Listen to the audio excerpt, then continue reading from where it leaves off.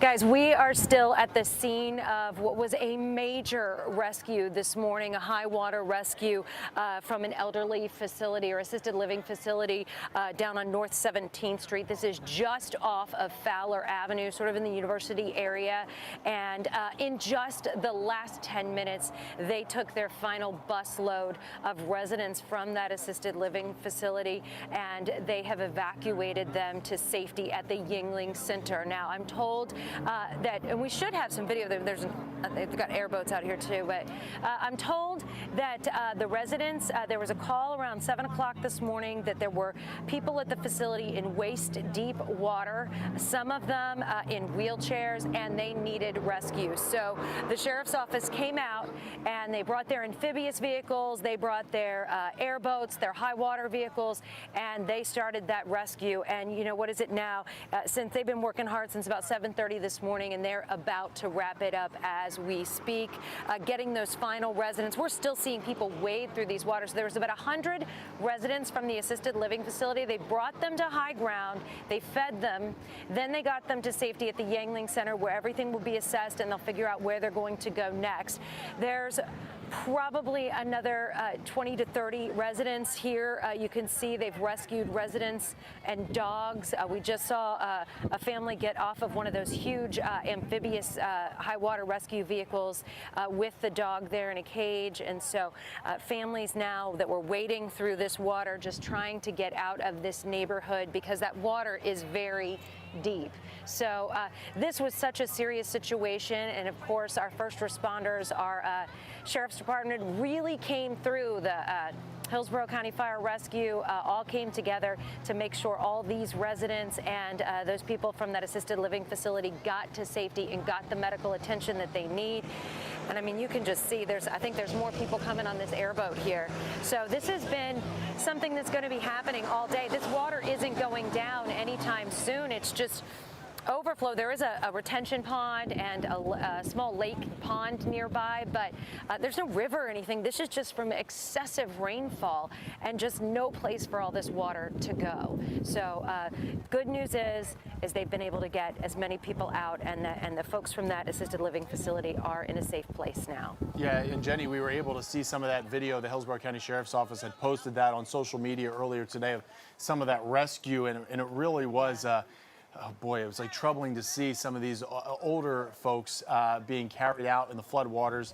They put life preservers around their necks. They're in their nightgowns, and you know, they're scared. You can tell. You can see it on their face. You can hear it in the background too. Yeah. The relief when the rescue is on the way. It's eerily reminiscent of Citrus County during Helene. We were watching live during the dark early morning hours. Jenny, our Jen Titus was up there during that storm as the airboats arrived. A very similar scene there where these people just obviously desperate, waiting for help. That help is there and that hope is there for them, but you can just feel the relief that they have as they arrive onto dry, higher ground. Right. And you can see the relief as well. But, you know, there's a lot of stress with the situation. They had to rescue pets as well. A lot of these people had animals. So, you know, we see people sitting here with their pets, their dogs, and many of them are soaking wet because they were standing in water or wading in water at some point. And so at least now they're getting to safety, and hopefully everybody's going to be on high ground now and be able to find shelter. Because that's going to be the next thing, is they need to find a place to stay and make sure they're getting fed as well. Jenny, when you're talking to people at the scene too, were they shocked by this? Did they, you know, why did they choose to stay? I think that is part of the story sometimes when you talk about the pets too. There are pet shelters, pet-friendly shelters, and there's pet-friendly hotels, but sometimes I think that just makes people want to stay home. Their dog's there, they don't want to leave their dog, they find it maybe difficult to get out, but then there's that panic situation when the water comes, gonna come whether you like it or not. Well, and honestly, here's the thing, we're so far inland, I don't know this for sure. You're going to have to fact check me, and maybe somebody can look it up while we're talking. I don't think this is an evacuation zone.